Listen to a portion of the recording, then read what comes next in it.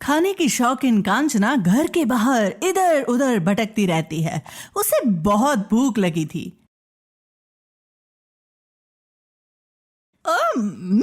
इतने सारे लोग हैं, कोई भी मुझे नहीं बुला रहा कि आके थोड़ा सा खाना खाओ। इनका क्या जा रहा है? ऐसा कांचना सोचती रहती है। तब बहू रवली कमजोरी से उसके पास आती है। सासू माँ, मुझे भूख लगी है। रुको, एक बाल्टी में पानी लेकर आती हूँ।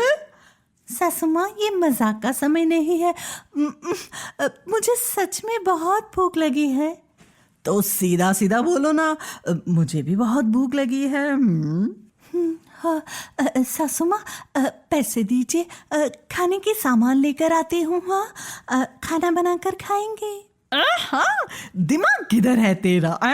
कैसी बातें कर रही हो? हाँ, मैंने क्या गलत बोला सासू माँ? और नहीं तो क्या, हम खाना क्यों बनाएंगे? हाँ, तो क्या करूँ सासू माँ, बहुत भूख लगी है। मेरी भी वही हालत है। एक काम करो, रसोई में जाकर 100 रुपए लेकर आओ, अब बाहर कहीं जाकर खाएंगे। वही 100 रुपए से सामान लाकर खुद खाना बनाएंगे ना सासू माँ? घर में अगर बनाना है तो 100 रुपए नहीं, 2000 भी काफी नहीं होंगे। तुम जाओ और लेकर आओ। लाऊंगी, लेकिन 100 रुपए में हमें खाना कौन देगा सासू माँ? होगा कोई बकरा। तुम बस लेकर आओ। बहू चुपचाप पैसे लाकर देती है।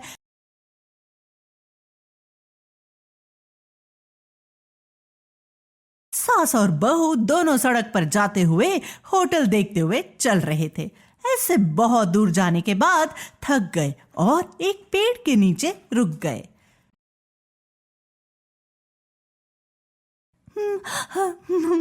अब मुझसे और नहीं होगा सासू माँ। ऐसे कैसे बहू? चिकन, मटन, मछली, अंडे ये सब नहीं चाहिए क्या? ये सब सुनकर बहू रवली के मुंह में पानी आ गया। ये सब उसके आंखों के सामने दिख गए। आपके कहने से ही मेरे मुंह में पानी आ गया। चलिए चलिए चलते हैं। ऐसे सोचकर दोनों वहां से आगे बढ़े। वह आगे बढ़ रहे थे तो उन्हें एक होटल दिखाई देता है। उसके बाहर एक बोर्ड पर लिखा होता है कि यहाँ दाल, सब्जी, अंडे, चिकन सब मिलता है। ये भी लिखा था कि 50 रुपए में जितना भी खाना खा सकते हैं उतना खा सकते हैं। रवली ये देखकर सास को बताती है, तो फिर देरी किस बात की? चलो अपने 100 रुपए देकर खाना खा लेते हैं। ठीक है सासू माँ। होटल के सामने एक आदमी 3 तिलक लगाकर बैठा हुआ था। दोनों बहनों का स्वागत है। ये सुनकर दोनों चौंक गए और बोले कि नहीं नहीं, हम सास और बहू है। अब माफ कीजिए, आप दोनों को देखकर ऐसा लगा कि शायद बहनें हो। कोई बात नहीं बेटा, खाना दो पहले। आप जाकर वहां टेबल के पास बैठिए, जो चाहिए खाइए और 100 रुपये दीजिए। सास और बहू हंसकर जाके बैठ गए। सर्वर, इन्हें जो चाहिए वो देना। हाँ, बताइए आपको क्या चाहिए? आपके होटल में जो है सब 2 प्लेट लेकर आओ। कुछ और चाहिए होगा तो फिर बताएंगे। हाँ, अब ठीक है। ऐसा बोलकर सर्वर चला गया। हंसते हुए काउंटर पे बैठे आदमी को देखकर कांचना अपनी बहू से बोलती है, मैंने जो बकरे के बारे में बोला था वो यही है। अब कैसा है? मुझे तो उसे देखते ही हंसी आ रही है। हमें उसे बेवकूफ बनाने की जरूरत नहीं है, वो खुद ही ऐसे होकर बैठा है। इतने में सर्वर आया और 2 प्लेट लगाया तो कांचना ने मना किया कि हमें पत्ते में खाना है। सर्वर 2 पत्ते लेकर आया, उनमें चिकन, मटन, अंडे, मछली, चावल, हरी सब्जी सब लेकर आया। कांचना जल्दी जल्दी खाने लगी। ये देखकर रवली बोलती है, हाँ सासू माँ, आप भगवान को प्रार्थना करना भूल गई। हाँ, खाने के बाद मैं उनसे माफी मांग लूंगी। हाँ, तो फिर मैं भी ऐसे ही करूंगी। हाँ। सास और बहू फटाफट खाते रहते हैं। ये सब देखकर सर्वर चौंक गया। उसको देखकर कांचना बोली, तुम्हें तुम्हारे मालिक ने ठीक से खाना नहीं दिया क्या? हाँ, हमें ऐसे देख रहे हो? हाँ, चेहरा तो ऐसा है जैसे खाने के लिए तरस रहे हो। माफ कीजिए, मैं बस ये पूछना चाहता था कि आपको कुछ चाहिए क्या? हाँ, ठीक है, हाँ, तुम जाओ और सब खाना 2 प्लेट में लेकर आओ।